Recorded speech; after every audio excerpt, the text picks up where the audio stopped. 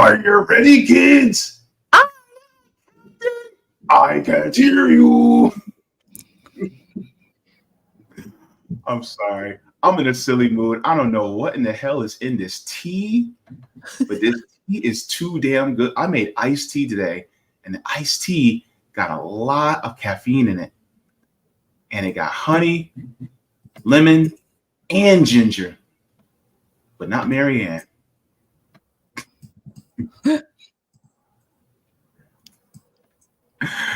Oh my God. Do not let me get started on singing the Gilligan's Island theme song, because if I do, then I'll start getting into show tunes. But that, besides the point, welcome to the Sabby and Jaybe show on Revolutionary Blackout Network. I am one of your hosts, James Fauntleroy.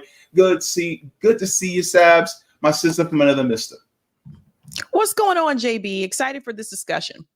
Yeah, definitely. This is going to be a really good one because there's some things that we need to talk about. And I hope that you guys are all ready for this discussion. A good blanket hello to everybody. Just to let you guys know, we're every single Thursday at 5 p.m. Eastern Standard Time. And if you guys would like to, Sabby, you're going to be live at 8 p.m. this evening, correct? Yeah. All right, and we'll get into what you'll be talking about a little bit later in the show. And you guys can also find me on the Jaybe show here on Revolutionary Blackout on Sundays at 1 p.m. Eastern Standard Time. If you guys have not already, go ahead and give a like to this video. And please do not forget to like, share, and subscribe as well. If you guys would like to, you guys can actually get put on our mailing list so that you guys can get those email notifications so you guys don't have to rely all the time on the YouTube notifications. That's actually really helpful. So you guys get it straight from us. You guys can join our mailing list at revolutionaryblackout.substack.com. So you guys have that as well. And also, if you guys would like to, if you guys have any encouraging words, any stories you'd like to share, or some information that you would like to give to us, you guys can actually email us at revolutionaryblackout@outlook.com. So thank you very much for that. Now, what are we talking about today? As Sabby Sabs always says, roll that beautiful beam footage. Let's take a look at that thumbnail. We have Christian Smalls going to be joining us to talk about workers. Are they forgotten? Have they been forgotten by the Democrat and Republican parties? We're going to be having us join with us, the Amazon labor union organizer and worker that everybody wants to talk to, Christian Smalls. Thank you so very much for joining us. Thank you for having me. Appreciate it. Thank you. Thank you. Yeah.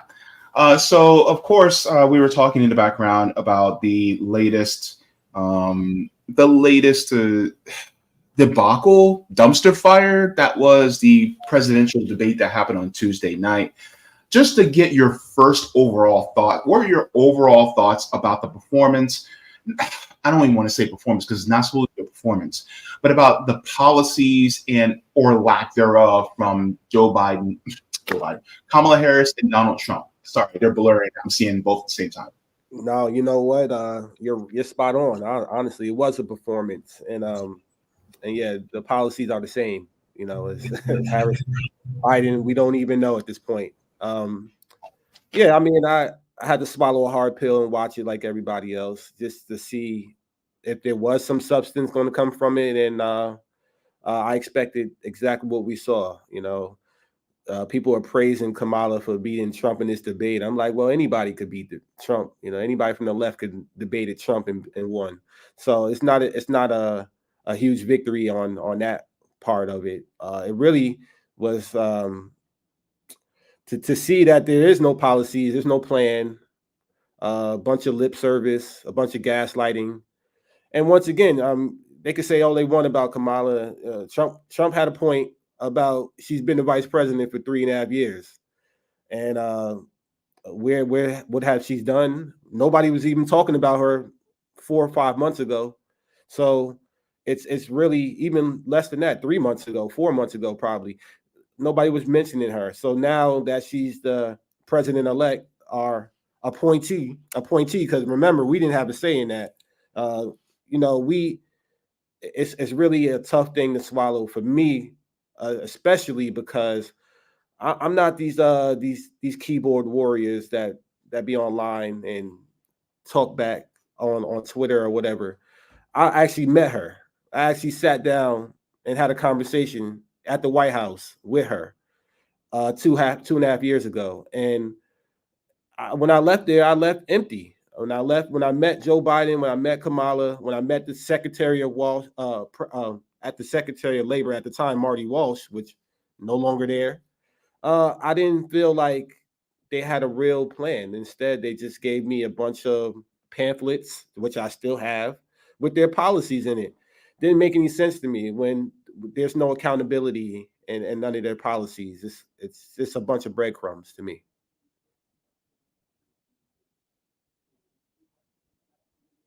Sorry, I was muted.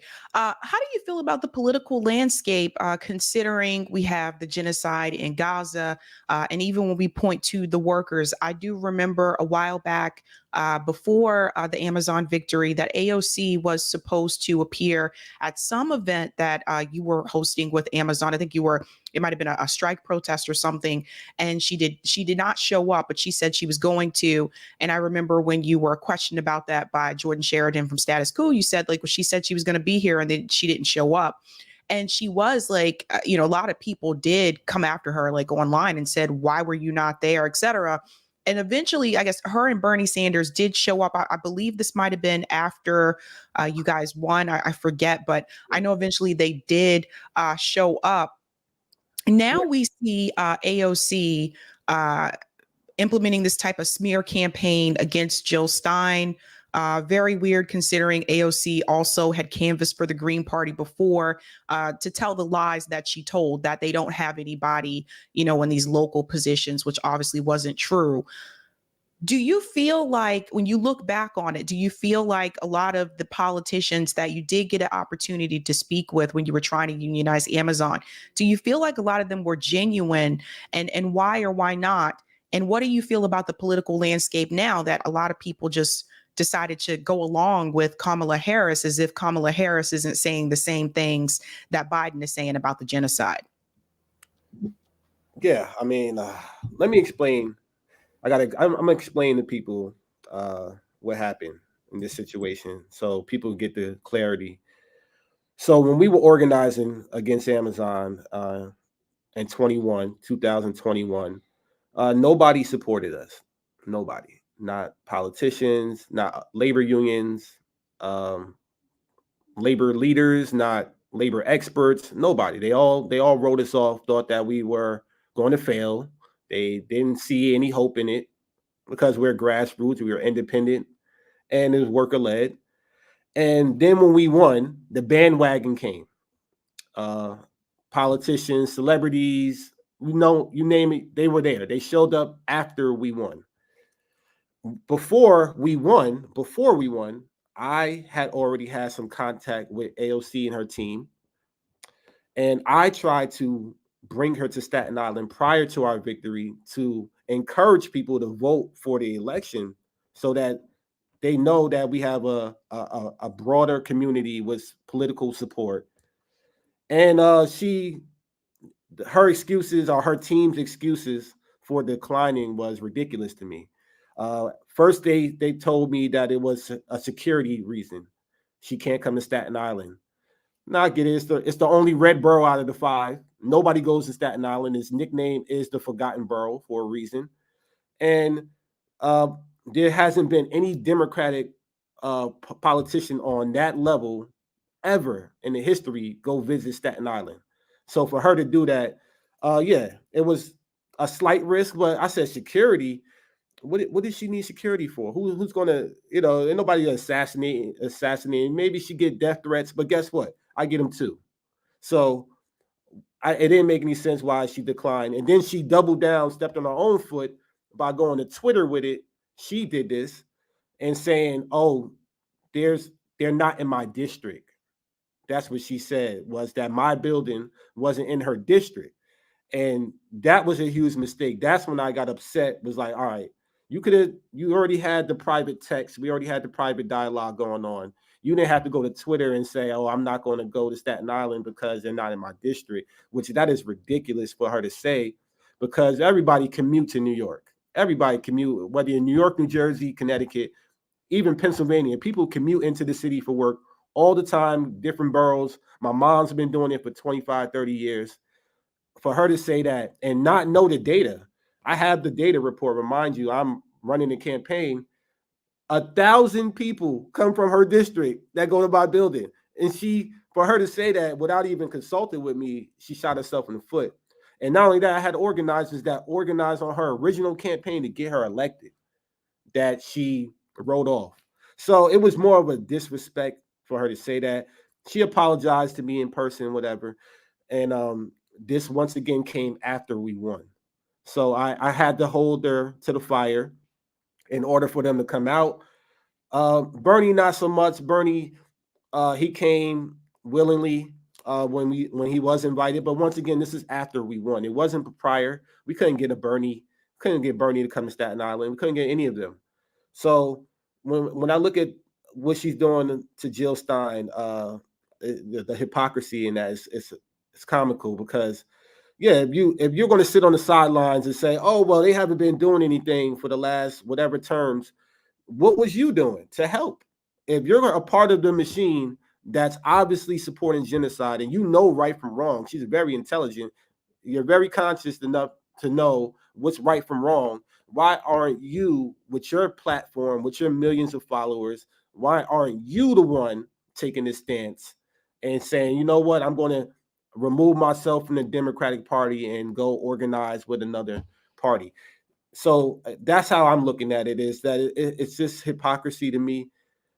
These folks are, and now that I've made my rounds in the whole progressive left in America, and I see, and I met a lot of these folks, I'm gonna tell you now, we are definitely being, there's definitely a disservice to the working class. Even within the left, there's a division even within the left because you have gatekeepers, you have people that bandwagon ride movements, you have people that attach themselves to movements, you got people that co-op, all of this stuff.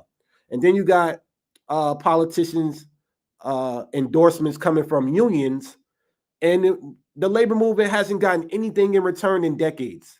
So it just blows my mind as I'm considering myself as the rookie, sophomore, junior year, 4-year organizer. I'm new to the organizing realm.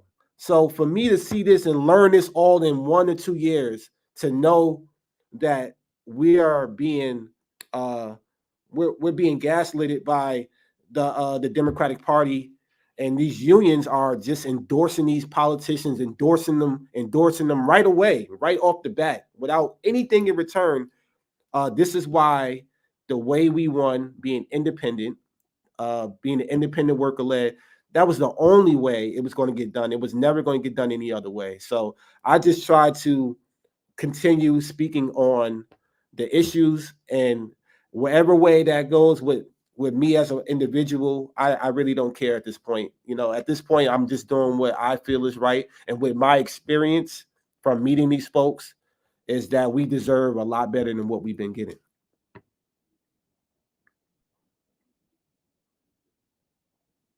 Thank you very much for clarifying that. Really appreciate it. In fact, one of the things that you spoke of was the unions who are endorsing people like Kamala Harris or Donald Trump. They're not really going with the rank and file, as we can see, you know, when it comes to different people. One of the things that I wanted to also bring up to people was that the United Auto Workers Union leader, Sean Fain, actually endorsed Kamala Harris. And my question is that is people, and not to disparage Sean Fain at all, but do you feel that there is a major oversight when it comes to people like Sean Fain, who decided to endorse Kamala Harris, knowing the history with the Democratic Party, referencing the Railroad Workers Union that was thrown under the bus by Joe Biden? Do you think there was an oversight to jump so quickly into endorsing Kamala Harris? Of course. I mean, he has to do what the rest of them do. And I say the rest of them, the rest of the unions, the AFL-CIO, SEIU, these other major unions, they all endorsed Kamala Harris. And they, once again, it's more of a bandwagon endorsement. They endorsed Joe Biden right away when he announced that he was rerunning. And then when he dropped out, they're like, oh, we endorsed Kamala right away. Then they show up at all the conventions and stuff like that. Meanwhile, they're being disrupted by, as you mentioned, their rank and file members over Palestine, over other issues. And we can't have people talking out of both sides of their mouth. You know, how are you going to call ceasefire and then support the Democratic Party, knowing that they're supporting genocide? And Sean Fain, obviously, he's the face of labor right now in America because of the year that the UAW had. Rightfully so. They had an amazing year. And I felt like they're doing the same thing they did with us 2 years ago. When we won, we were the hottest topic. Amazon Labor Union, right? We was all over. Everybody saw us. Now, we're too pro-Palestine to be invited to these spaces. I haven't been back. They haven't invited me back to the White House. They haven't invited me back to Congress. I'm still a labor leader. I met all these other not presidential candidates. Yes, I have. But I've been invited to parliaments all over the world, labor unions all over the world, all over the country, and I'm still doing the work every single day. You know, believe it or not, for those who don't know, still doing the work, still trying to spread the word, but we don't get invited back because we're too radical to them. Or to me, I can't be controlled. You know, they thought that they could co-opt me by inviting me to the White House and, you know, trying to, gaslight me into thinking that the Democrats are going to take care of working class people. But my eyeballs don't work and my experience doesn't speaks for itself. These bigger unions, they have a duty, have a responsibility to the working class. And I'm tired of seeing this misinformation of 77% of Americans support labor unions. That is great. Yes, that is true. But what we never talk about is union density.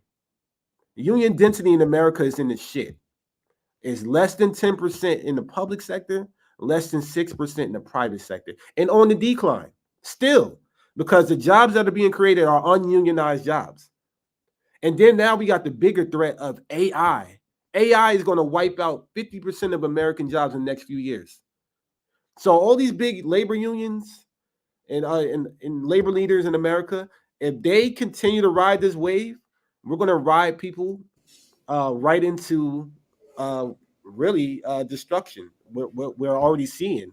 Really, we're going to destroy everything that all the victories that we had in the last few years is going to be wiped away overnight if we continue the way we're going. We have to do something different. Other countries I visit have labor parties. Other countries I visit have stronger laws, federal laws that make it easier to organize, and not only that, hold people accountable. We all know that Jeff Bezos, Andy Jassy, Howard Schultz, any of these CEOs, Elon Musk, they violate federal law in our country every single day. Yeah. Every single day they violate a federal law and they get slaps on the wrist, if not nothing at all. So for labor unions to endorse that, it doesn't make any sense to me. It's just common sense to me. Why am I going to give you my endorsement, my vote, if you're not doing anything in return? Where's the legislative? Where's the federal laws from? You know, Joe Biden used a law from 1945 in 2023. Make it make sense. It don't add up. We're in the 21st century. Organizing looks different, as you can see. It looks different. Organizing has changed. It's more outspoken, more vocal, and labor unions have to adapt to that. And they're slowly but surely they're doing it. But they have to break away from the Democratic Party, who's given us nothing but breadcrumbs and promises, false promises, and hasn't changed any federal laws in decades. Yeah. One thing I will say is I remember I spoke to you a long time ago. This is when you were still fighting to unionize. So it seems like it seems like a long time ago for me. Maybe not for you. But that's when you were still like fighting the fight. And it seemed like to me the moment that you won, everybody was talking about labor. There was a lot of buzz about it, and everybody was pro labor. And there were Starbucks employees that were also trying to unionize as well. Like there was this big like labor surge that took over a lot of the media, not just corporate media, but also independent media. But it almost kind of felt like, and I think Jaybe and I had this discussion before, it almost kind of felt like after that win, like a couple weeks later, it just seemed like people moved on to something else. And all of a sudden, like there wasn't so much attention on labor anymore. And I'm curious, how do you feel about that? Because I know when I spoke to Shaman Sawant, who started her organization Workers Strike Back, like one of their main, subjects to focus on from the beginning was to organize more, help unionize more Amazon warehouses, right? But when that project was announced, a lot of the people that were talking about labor didn't even mention Workers Strike Back at all, because it was the same day that Marianne Williamson announced that she was running for president. More people were talking about that and not talking about, okay, what happened to the continuation of labor? And this is really cool, this organization that Shama and them have started and trying to unionize, more the Amazon warehouses. Are you somewhat disappointed that I feel like you should have received more help from the people who said they were passionate about labor, whether it's through Workers Strike Back or whether it's through, helping you personally one-on-one or whatever? Are you somewhat disappointed that a lot of the people that focused on it when it was popular, once I feel like the 15 minutes was over, they kind of pivoted to something else? Yeah, I mean, of course, I'm for me, I've been disappointed, but what really needs to be shed the light is the fact that, yeah, you're right. After Amazon Labor Union won, after Starbucks, Trader Joe's, United, all these independent unions that started to spring up, after we won, there was a bandwagon wave and then it died down. But once again, the labor movement failed us. The labor movement should have put more resources into independent grassroots organizing, but instead they said we're excluded from the conversation because we're not endorsing the politicians that they endorse, and that's the reality of it. Kashama, she definitely could speak to that. Being on the outs in Seattle, she knows what it's like to go up against the establishment, and so for me, it's really disheartening to see how divided the left is. How can everybody say, "Oh, we all for the working class," but if I can't be co-opted, then we ain't gonna give you no support. And that's what happened. I'm being honest. A lot of people are not fond of me or the Amazon Labor Union because we didn't endorse politicians, even in our state of New York. We didn't join the New York City Council. We didn't join the AFL-CIO chapter. We didn't affiliate with other unions. We just did what we thought was right, was trying to build a grassroots movement that won and spread it across the country with little resources, little help. And unfortunately, that's the reason till this day, there hasn't been any other warehouse in America that's been unionized since ours, because they continue to exclude us from the conversation.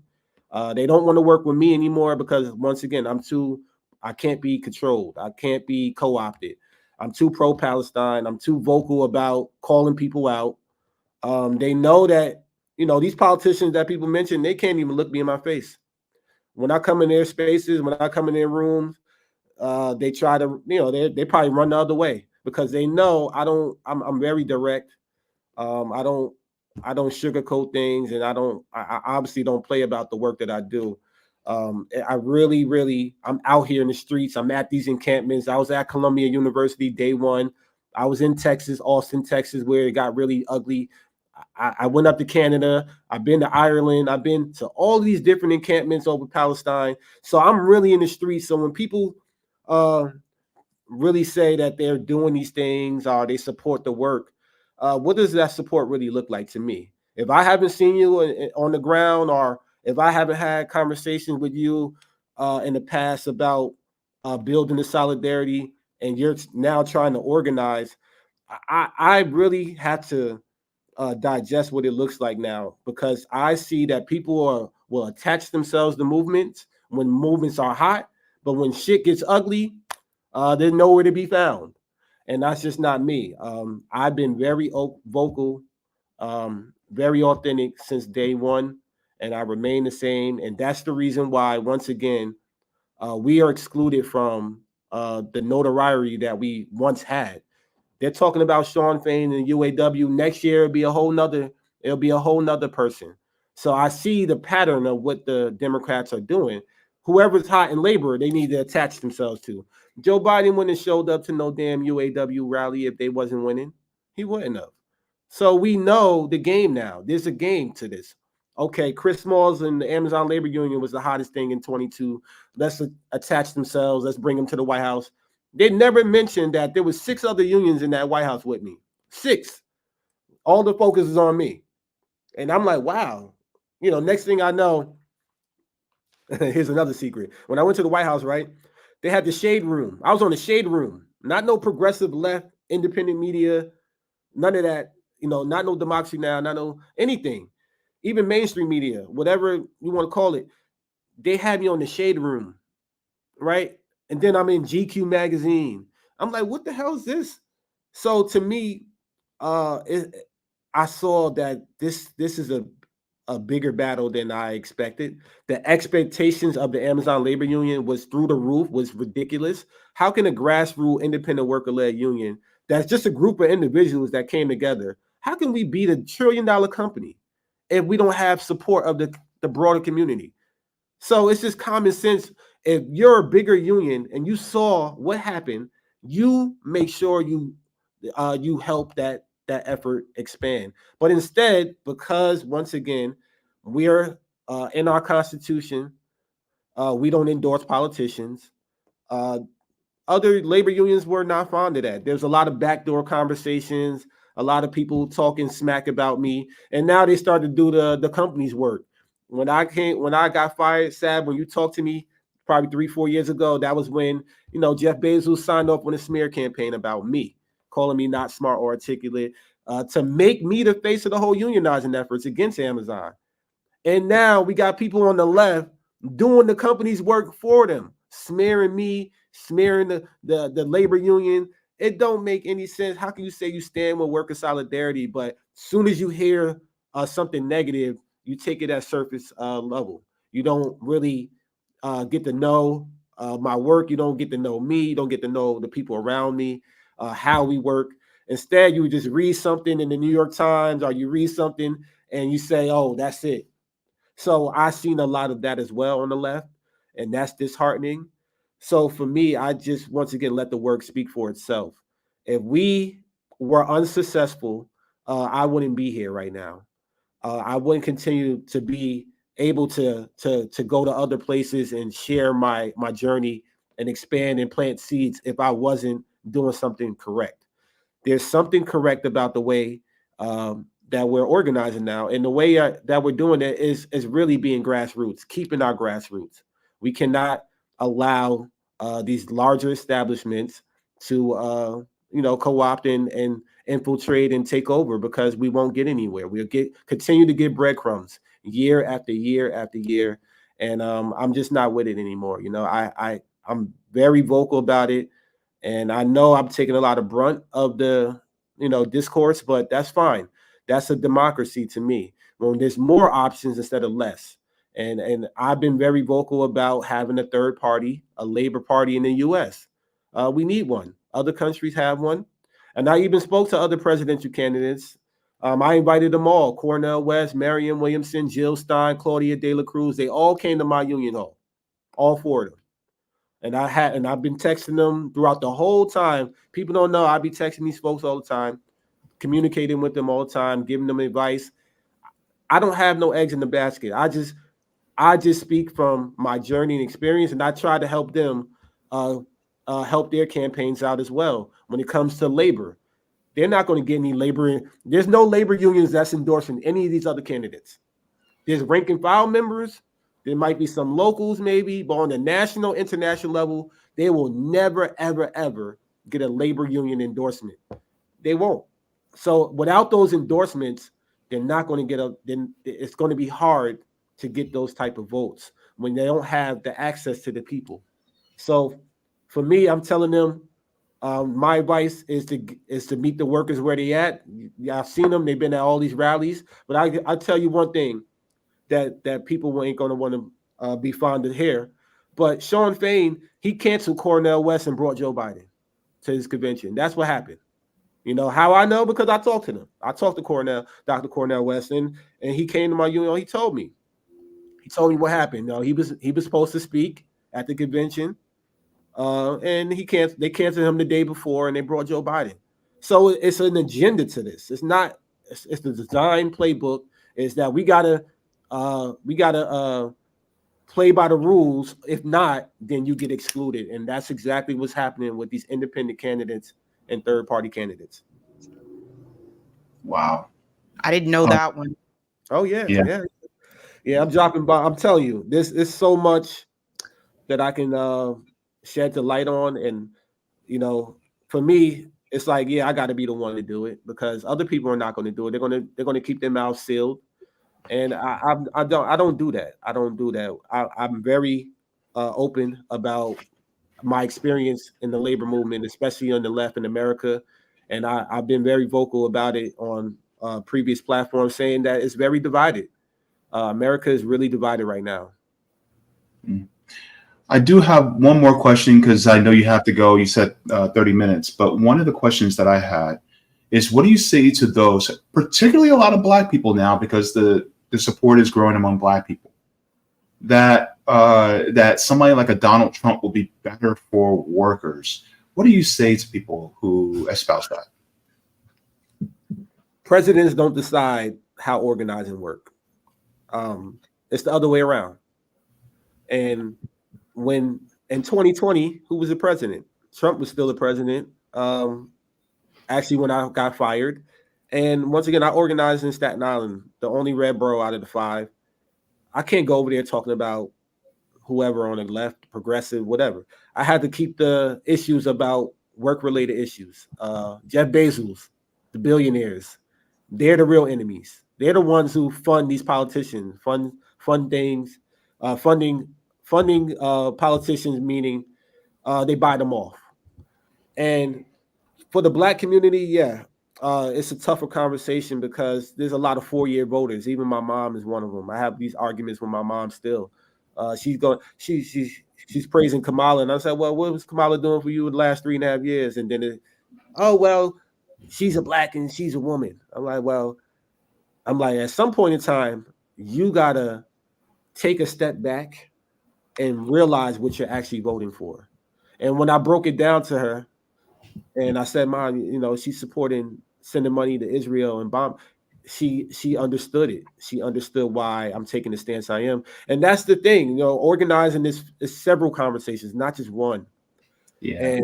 And for the, you know, we have to look at this moment and say that, a vote for a third party, it may not be successful in this election. We already know it's kind of late in the game, but at least you can sleep at night.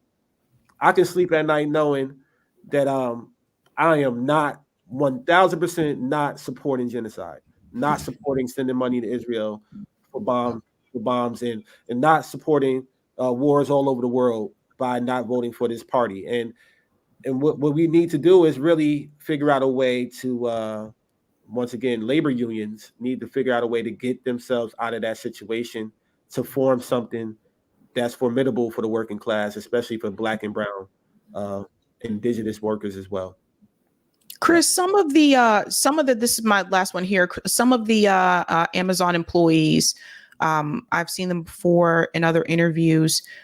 They decided that they wanted to vote you out of this position. Has that been resolved, or are you allowed to talk about that? Or Vote me out of what position? President of the ALU? Well, yeah, there's a lot of misinformation. First of all, I was an intern. I was an interim president. I was, to be voted out, that wouldn't make any sense. I was already an intern. So, I don't know where that came from, but I can say this. I was never even I never was up for running for president. I decided over a year ago that I wasn't running for re-election for the union because it's not about me. That's what people don't realize. They think that I founded the Amazon Labor Union. I created it. This is not like I joined this. I created the Amazon Labor Union for workers because I am an Amazon worker, by the way. People, for those who don't know, I was an Amazon worker who got fired. So I'm not no president of a union, no big established. I don't have these $500,000 salaries. I don't have none of that. None of that. So for them to vote me out wouldn't make any sense. To number one, number two, I never was up for running. I never was running to be the president of the union. I was an intern. I served my 3 years. I did a hell of a job as the president. People around me know, and the ones that's talking negative about me, they don't know me. They haven't been around me, and if they have been around me, they're just spreading misinformation now. Because once again, I was never running for re-election as an interim president, and I built the union so that the workers can run the union. Let them have it. I don't care about that. Elections are having a title. I don't need a title to organize. That's what people fail to realize as well. When I got fired from Amazon, I was a fired Amazon worker. That's the headlines that's still in the New York Times. Go back 2020. For those who don't know, I know a lot of people joined after 2022 when we won, but I was doing the work way before that. And I didn't have a title then. I had a nonprofit, and I still organized no matter what title I have. So I don't need to be the president of a union to organize Amazon workers because I am an Amazon worker, and I'll always be an Amazon worker no matter what. So for, just to debunk any misinformation out there, Chris Smalls was never running for president of the Amazon Labor Union. I was an intern. I served my internship. I did a hell of a job. The history that I made, I only ran one campaign. I only led one campaign. For those also who don't know, I know there's other campaigns that were unsuccessful. I did not lead those. I built the union so that workers can lead their campaigns. Their campaigns were led by those workers. If they were unsuccessful, don't blame me. Blame Amazon. Amazon is always the enemy. The comment is not the workers. It's not us. All this infighting, that doesn't make any sense. We are workers at the bottom trying to take on $1 trillion company. We're going to make mistakes. We're going to learn from them. We're going to grow. But obviously, there's a lot of misinformation, once again, due to the mainstream media, flipping the script on us. That's fine. But I can tell you this. I am proud of everything that we accomplished. I'm continuing to expand our movement. The Amazon Labor Union is now affiliated with the Teamsters. The last thing I did before my presidency ended, I signed an agreement that gives them the resources. And I want people to understand this affiliation with the Teamsters as well. Very important. They continue to have their full autonomy. No limitation on their jurisdiction. And they now have something that they never had. The Amazon Labor Union now has strike benefits because of the Teamsters. The Teamsters have $350 million in strike funds. Guess what? Now we do. So we're a real threat. Amazon knows it. And that was one of my biggest achievements as the former president, is that I was able to sign an agreement to affiliate the union to make it stronger and for everlasting now. It will never be taken away. Our certification was just recertified a few days ago. I believe there was an article that came out. The board recertified us throughout Amazon's appeal, even though they're going to appeal again. And this is the victories that should be talked about. No, not worrying about what Chris Smalls is doing. And I think a lot of people don't understand that. They look at me, they think that I just came out of nowhere and took over the union and I did all these other things to shut people out. That's not the case. I'm an Amazon worker. I was fired. I did something historical. And it came with a lot of expectations, some that I'm still flabbergasted by because I'm like, this is ridiculous. But if you look at if you have common sense, you would know that once again, the work that I'm doing is very much needed. And just think about this. I'll give you another gem. How many black and brown presidents you know as unions in union right now? Exactly. So people got to understand the white supremacy, even within the left. They're attacking me for being the president of the union. Why? Because of strong black leadership. They don't want that, even within our spaces. How many black and brown union presidents? And I swear, people gonna bring up the new president of SEIU. That's hats off. That's amazing. Over 100 years, they finally got a black woman. But do y'all hear? Over 100 years, we're so far gone from where we need to be.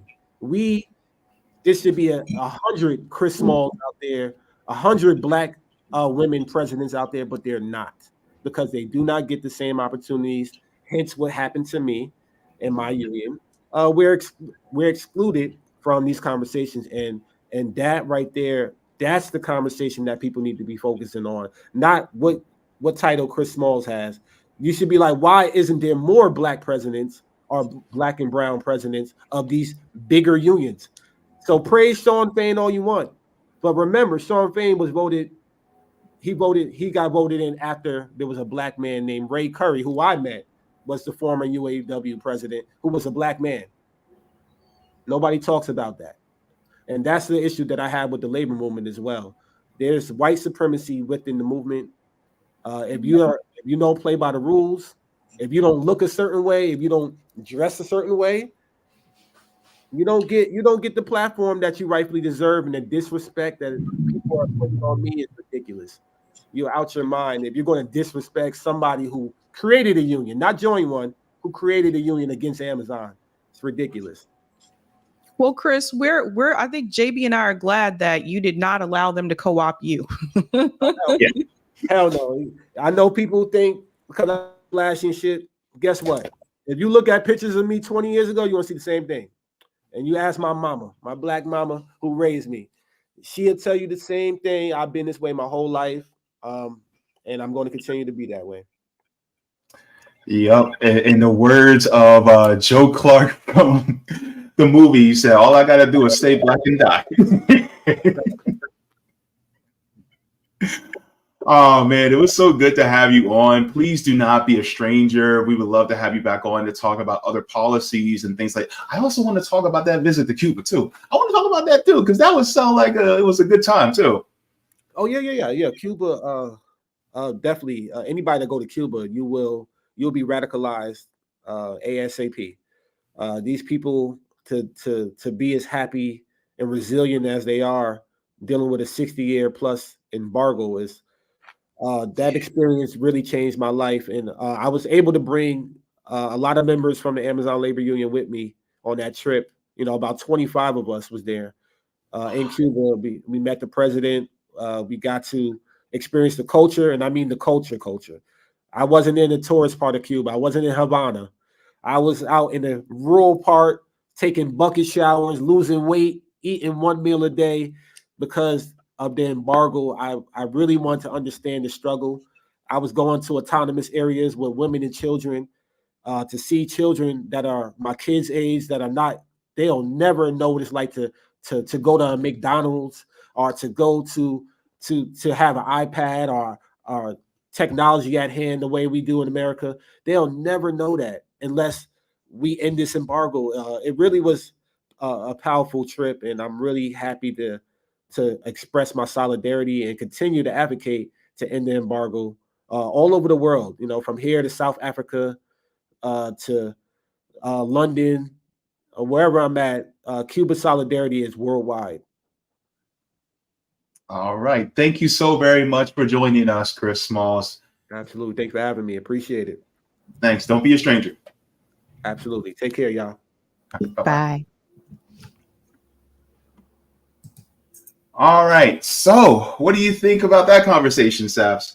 Yeah, I think it's one of those things where I feel like if you haven't had that struggle, like most of us have never tried to do this. Most of us have never tried to unionize. And then not only that, but to fight against a company as big as Amazon, right? Yeah. And Oh, yeah. it's so much that comes along with that. They have the money, they have the lawyers to try to fight against you, even though you can follow every rule in the book and make sure that you cross your T's and you dot your I's. Like, they have an army of lawyers to come after you. And I think that this is why it kind of bothered me. Like, after that, it seemed like it had like a 15 minutes of fame in the media. And then I feel like people just stopped talking about it. Just stopped talking about just labor in particular. I mean, I know we've covered like the couple of things. Like, we've covered Uber, Lyft, all that stuff. Like, we've covered Uber quite a bit, actually. The Uber stuff. But it did seem like, again, like people just kind of like they jumped on it because it was popular, and then people stopped talking about it. And my thing is that people always need help. So for people like me and Jaybe that are organizers doing things on the ground and grassroots, you need help. And there's only so much like one person can do. And it does become like frustrating sometimes when people will criticize, but they're not offering to help. So I think what he had to go up against versus what others had to go up against. Again, we're talking about Amazon, one of the largest, companies, a lot of money, very powerful. Don't forget Jeff Bezos like owns the Washington Post, if I remember correctly. Yeah. So, I mean, they had to fight against a giant and they won, and so some people, for those who are not aware, there was criticism that came later where people were like, well, how come none of these other Amazon warehouses haven't been unionized? So Chris just explained what they were up against, like why that wasn't happening. And I think people need to understand like just how hard it is to fight against a, multi-million-dollar company with tons of resources and lawyers, and they have the resources and the money to stop you. So I think people need to understand that. Yeah, absolutely. And one of the things I think is you got to remember, I never actually watched the movie in its entirety, but I did see this clip from the movie A Bug's Life. And that really is a pro-labor unionization movie, if you think about it.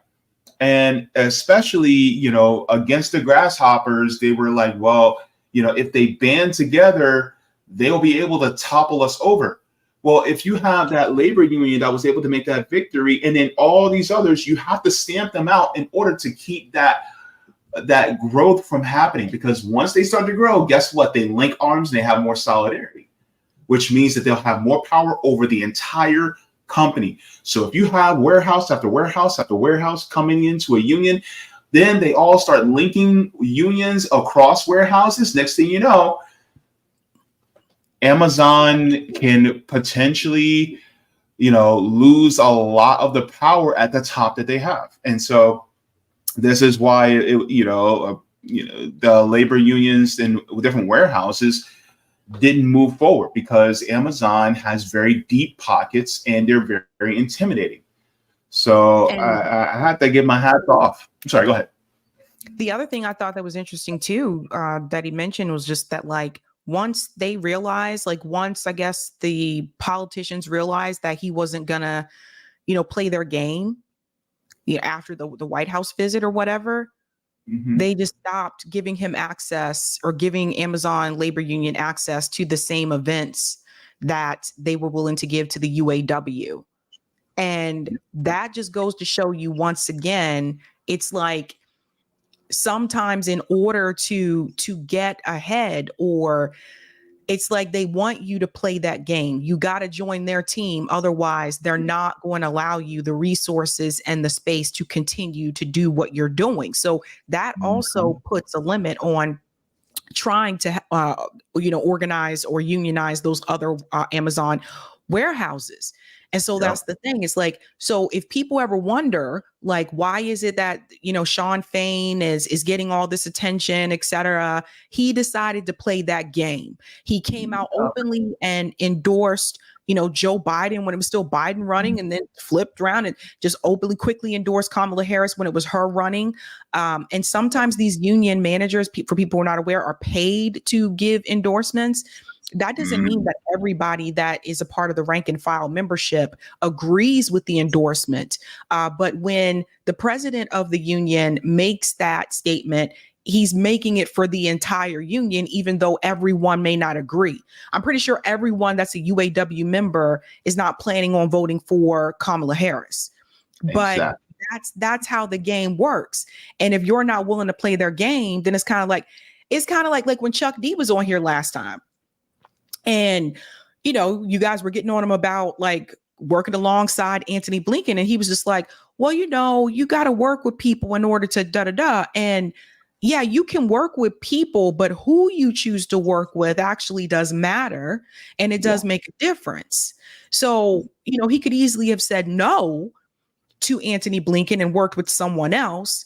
But would he have gotten the same type of exposure for the project that he's working on? You see what I mean? So it's a messed up game.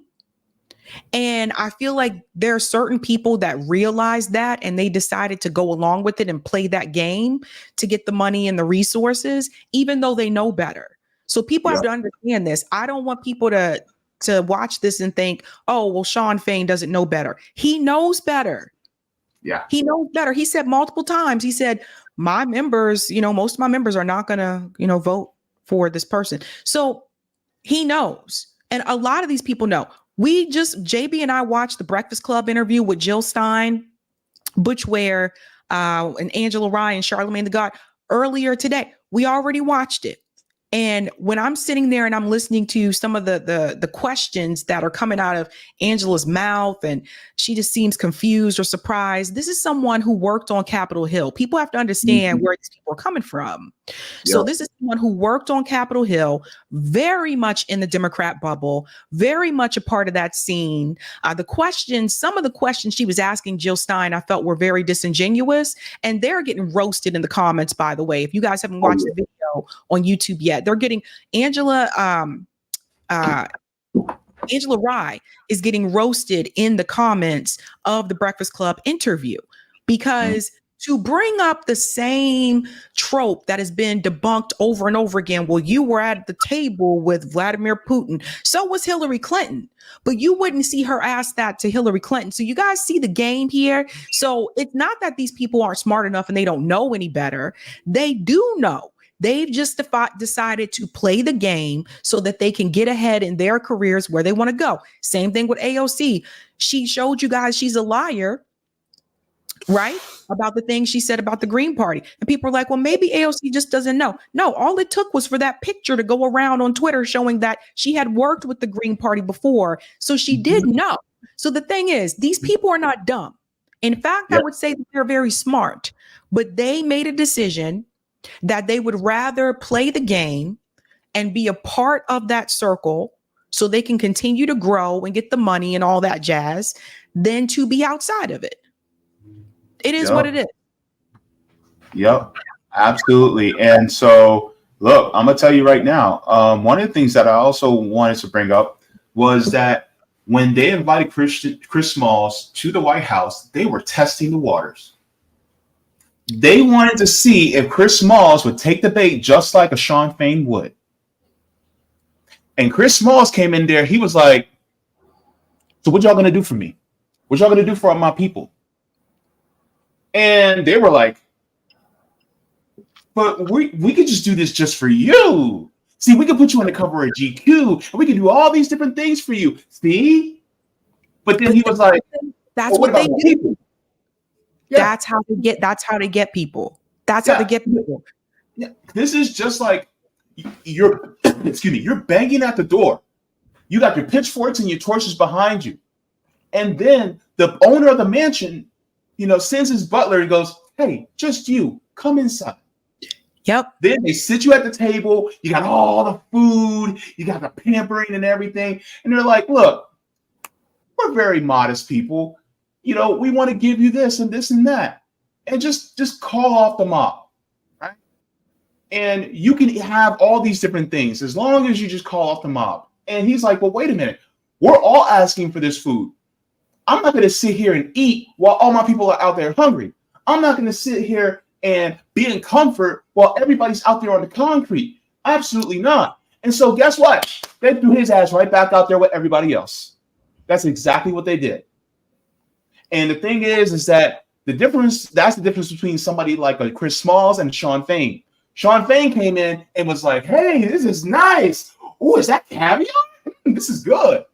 So the thing is that what the measure of a person is how they act when they're presented with an opportunity to turn their backs on the people who they're supposed to be in solidarity with. That's the point. And more people will do it. More people will go along with it than oppose it, by the way.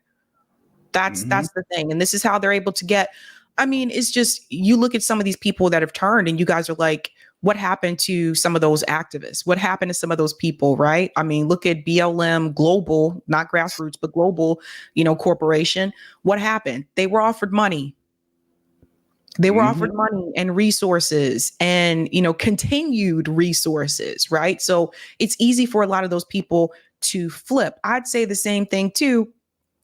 Even when it comes to, a lot of times we point out like Charlemagne, like just being ridiculous and not understanding politics. Same thing. I'm willing to imagine maybe he does know. He's just playing that game. And it's crazy. It's appalling. You can see this right now, actually, with one of the newer members of Congress, Jasmine Crockett, the one who said, bleach blonde or whatever. Yeah, she's another one.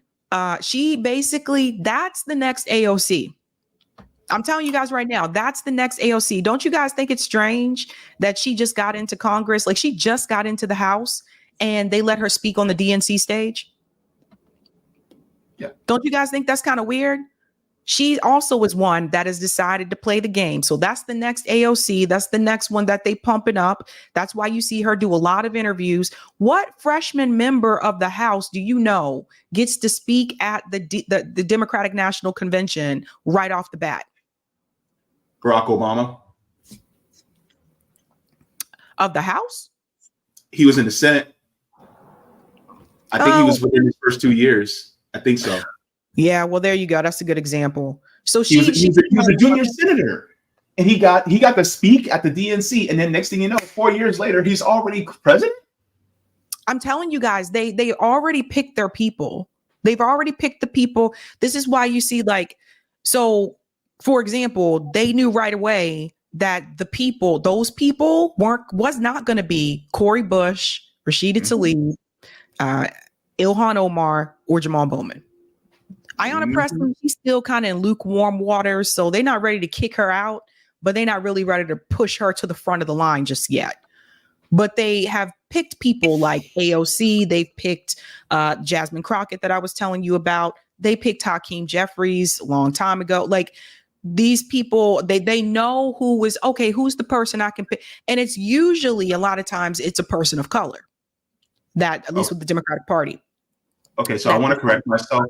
Obama served as senator from 1997 to 2005. He served 3 terms as senator. Okay. Yeah. So I think that they have their people that they're like, oh, this person is going to be the one that I think they'll be able to appeal to a lot of people. And they did it with Kamala Harris. Don't you guys think it's kind of strange that she was in the Senate? She was just recently in the Senate. Yeah. Okay. Just recently in the Senate, all of a sudden, vice president, Now she's running for president, and it looks like she's probably going to win the presidency. So again, she was picked. Clinton donors had already picked her out when she was still the attorney general in California. They had already picked her and said, this is going to be the next one.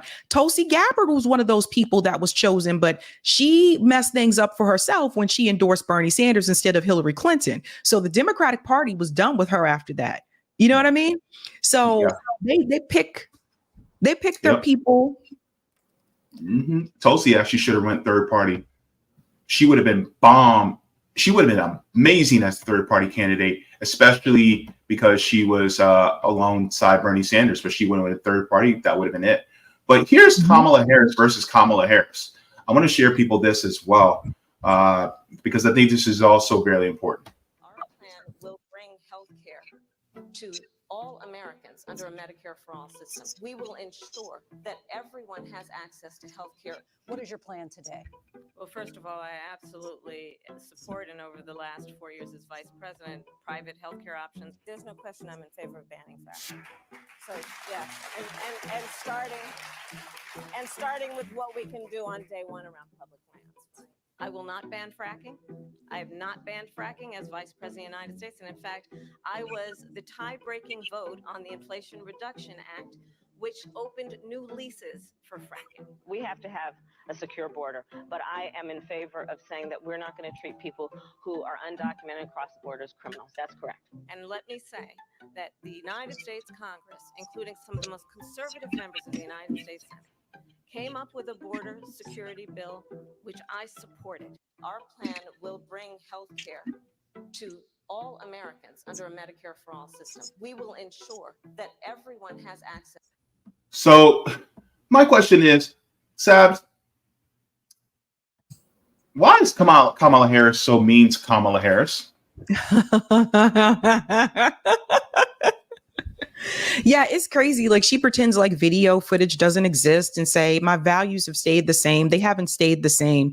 And I want to highlight something Saul just said here. The Clintons pushed Harris for Senate hard. She was getting into the White House somehow. This is very true. Right? I want people to understand it. You can still find the articles if you Google this.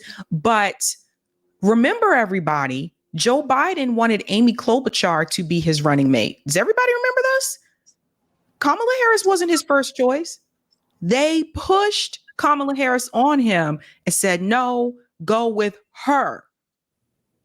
So just keep that in mind. Joe Biden wanted Amy Klobuchar as vice president. Now, Amy crazy too. She's trying to throw forks and combs at people. I don't know.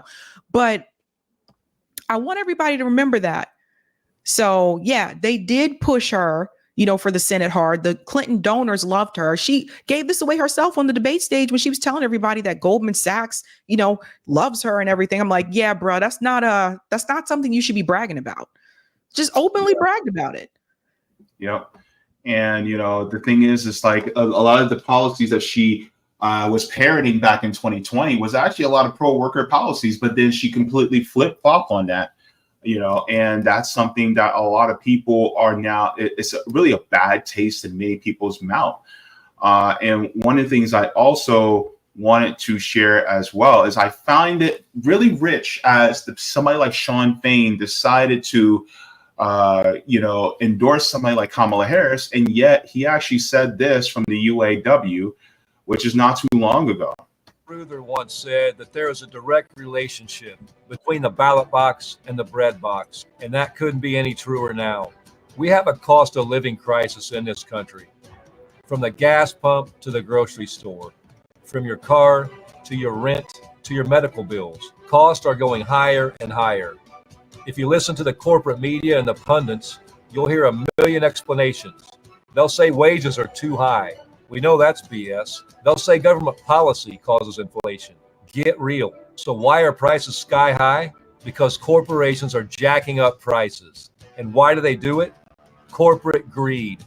Wherever there's a crisis or emergency, working class people are always looking for a way to help and support one another, while the billionaire class is looking for a way to extract more wealth. When working class America was hit by the economic disruption of the pandemic, corporate America started seeing dollar signs. One study showed that 53% of the inflation was driven by corporate profits alone. What does that look like in practice? It looks like the price of a new car going up by 30% while wages remain stagnant. It looks like the price of gas rising more than $1 a gallon since 2020.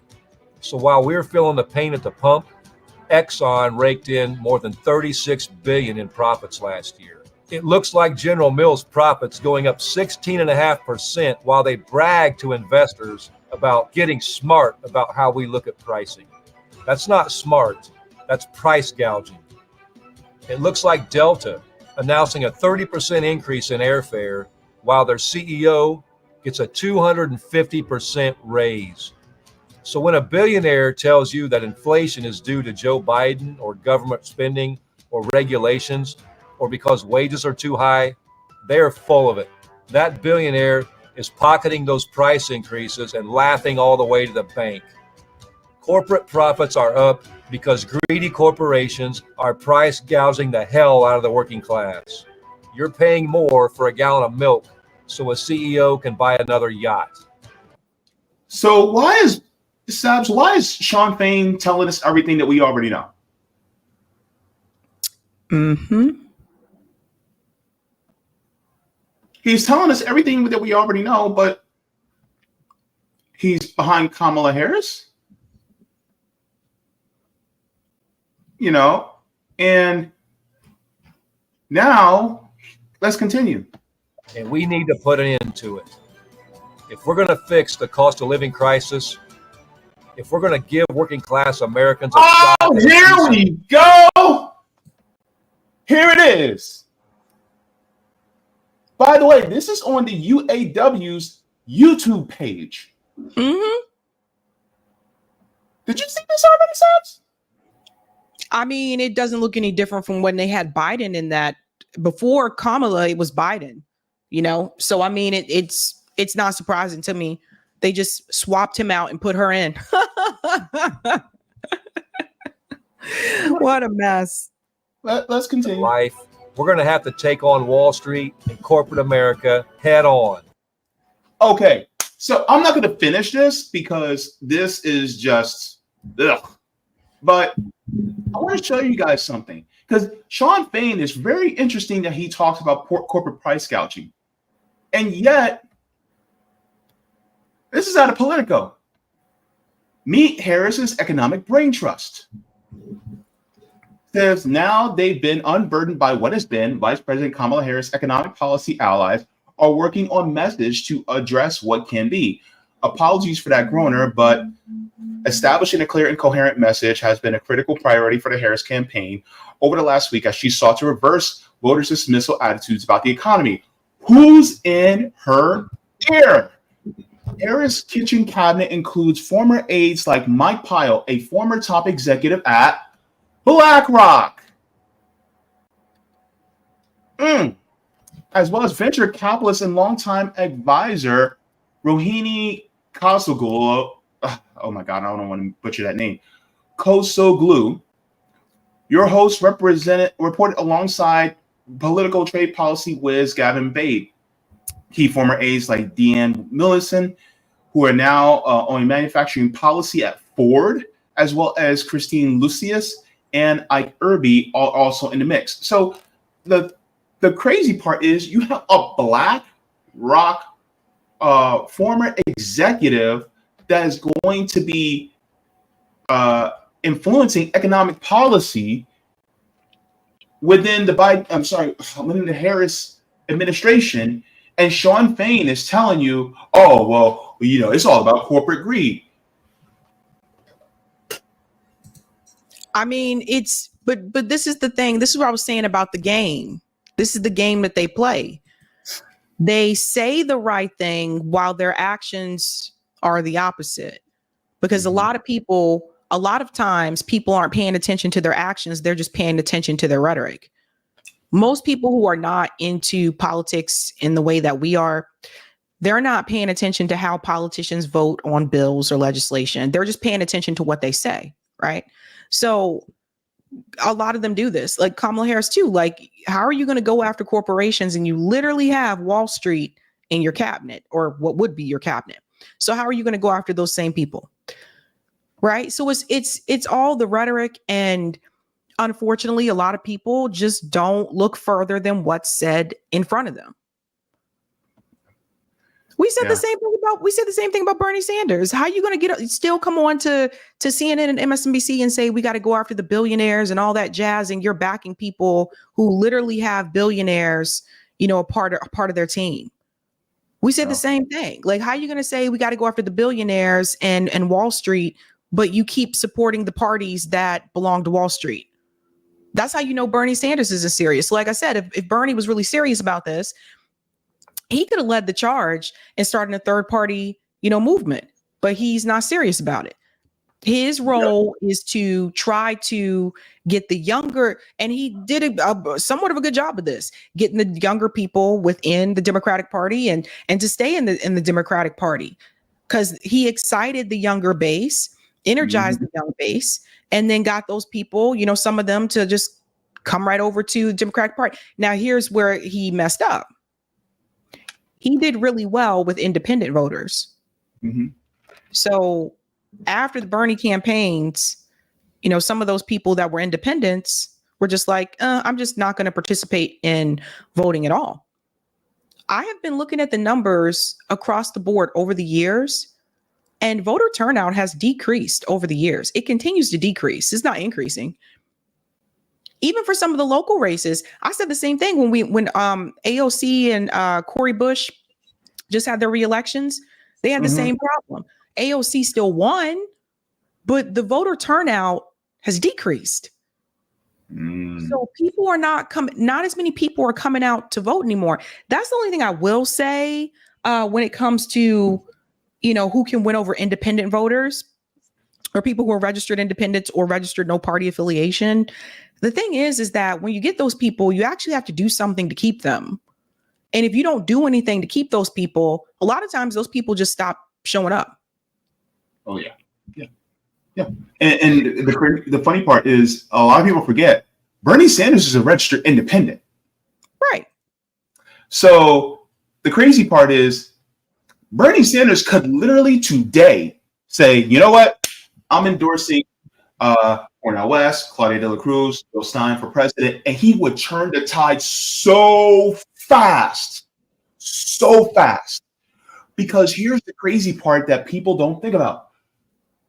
Dr. Jill Stein, right? Her policies are more in line with what Bernie Sanders actually wants than what Kamala Harris.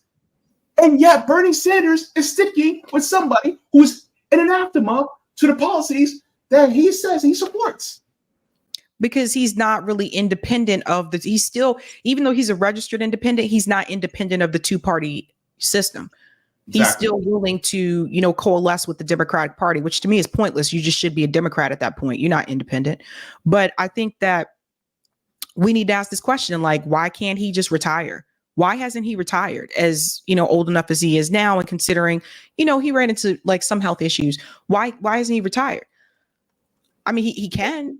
I believe, like, this is what I believe. I believe that the reason why he has not retired is because there is still some of that Bernie based or coalition that's still left, some of it, not as it was before. Yeah. But now that because, democratic socialism has been introduced to the masses the way that it was, and some of those candidates that were running with like DSA or whatever, they won. The Democrat leadership knows there's still a base for that. And as long as there's still a base for that, they have to continue to find a way to get those voters to continue to support the Democratic Party. Gotcha. So in order for them to do that, they still have to have somebody there that's representative of that DSA crowd. Now, I'm going to say, well, there's also AOC or, whatever, that kind of thing. But remember that DSA has unendorsed AOC. So there's that. DSA, the organization itself, they lost 10,000 members last year? Yeah. So I think what Dem leadership is looking at is like, they're trying to find a way to bring it more back to the center, right? Like bring back the old school Democrat politicians that were just kind of like Republican light. And it's going to be hard for them to do that and win well, because you do have a portion of younger voters that do still support the universal policies. So people like Bernie Sanders and AOC and Ilhan Omar and them, what they'll do is they'll complain that we don't have enough of these needs met, but they'll always continue to tell you that you have to still support the party apparatus because the other side is a threat to our very existence. And they keep you doing this hamster wheel over and over again, and people go along with it. Meanwhile, nothing changes. So does everybody understand this? Regardless if Kamala or Trump wins, nothing's really going to change. Yep, absolutely. And then Bernie Sanders will, say some BS like, oh, we have to be pragmatic. And it's like, Bernie never said we have to be pragmatic in his entire life until now. And so here's Bernie Sanders really gaslighting us.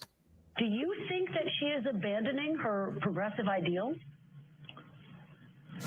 No, I don't think she's abandoning her ideals. I think she's trying to be pragmatic and doing what she thinks is right in order to win the election. I support Medicare for all. She does not. She has another approach toward moving toward universal health care. No, she does not. Gosh, Bernie needs to, oh my gosh, do they have something on him? So that last little bit that he said there, Carly, was we have the same ultimate goal, but we have different ways of getting there. I don't think that's going to set easy with a lot of voters. No, it's not. Well, he also called her pragmatic. And I mean, it's very normal for a candidate who's now facing a general election to come more to the center on stuff. And, this is what Harris is trying to reconcile. She has evolved from her position in terms of Medicare for all versus, a more centrist-oriented healthcare policy. She's doing the same in terms of positions in immigration and economy. And politicians evolve all of the time. And we've seen Trump exchange his mind and say conflicting things about many issues all of the time. And what voters are going to be paying attention to tomorrow night in the debate is just where she lands on some of these issues where she does need to go and define more substantively. I agree 100%. It's that last issue. I mean, voters are looking. I've never seen voters more interested in a debate. Maybe the last one with Biden, and of course that turned out terribly, but people want to know where she's going to be landing tomorrow on the issues. Carly. One of the things that and let me ask you this. When Bernie says something about being pragmatic, what is he really saying? Well, remember Jaybe, it was, I think, 2 years ago that our revolution changed their definition. They changed their shoot balls. What do you call it? What's it called? They changed their I forget. But anyway, they changed like their message or whatever on their website, and they changed it to pragmatic. Yeah. Remember, this was like a big deal. Yeah, because again, all of them after the second, failed Bernie campaign, they decided, okay, well, let's try to. Yeah, thank you, emoji. Their platform. Yeah, they changed it. They changed their mission. Yeah, to pragmatic progressives. Remember, they got a lot of heat for that. But that's probably where that's coming from with Bernie Sanders. Remember, our revolution came from the Bernie campaign. So just keep that in mind, people. I mean, this is something that, as we've said, when you hear Fox News say the Democratic Party has become far left radical, and we're sitting here laughing like we wish they were far left radical, they've actually moved closer to the right. And just because they implemented a child tax credit, which was, cut short or whatever, that doesn't make them far left radical. They're still very much a part of the status quo. So Bernie is basically, trying to get people to go along with that because he feels that Trump would be 10 times worse. So just take what you can get for the moment. but Bernie did that 2 election cycles in a row. And so, like I told people, if I would have known that Jesse Ventura approached him early on in 2015 and asked him, if you lose to Hillary Clinton, will you start a third party movement with me? If I would have known that Bernie said, no, I will be supporting, Hillary Clinton, I would have never donated money to Bernie Sanders. Never. And let me show this. So everybody knows what it means. When they say pragmatic, this is the actual definition. Pragmatic is dealing with things sensibly and realistically in a way that is based on practical rather than theoretical considerations. Now, with that being said, things like, for instance, Medicare for all, over 50% of Republicans actually support Medicare for all. Over 60% of independents are for Medicare for all. And almost 90% of Democrats are for Medicare for all. Is that a pragmatic solution? Guess what? Dealing with things sensibly and realistically in a way that's based on practical rather than theoretical considerations.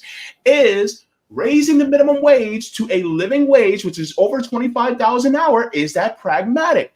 Well, guess what? Most people want to raise the minimum wage to a living wage. Is it sensible? Is it realistic?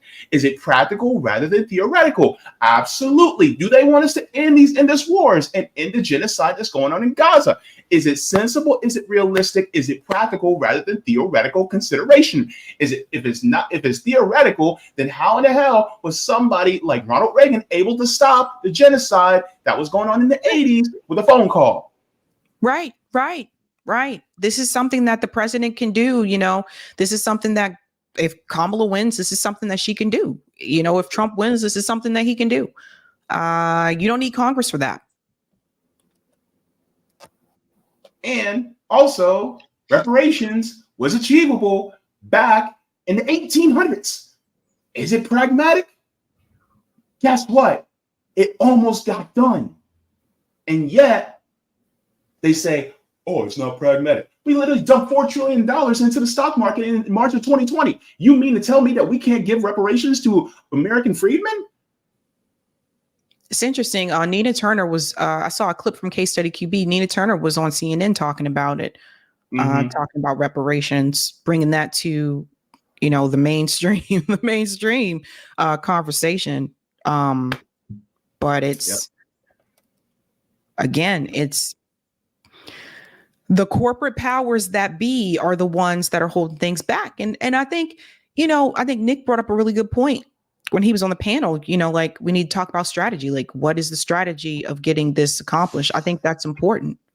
Yep, absolutely. So going to go here to the chats and get things going. Thank you very much to Nick coming in, say, hey, Fram, great to see Chris Smalls with Sabby and James. Thank you so very much. I think he's doing his speech right now. So it's good to have him here a little early to support us.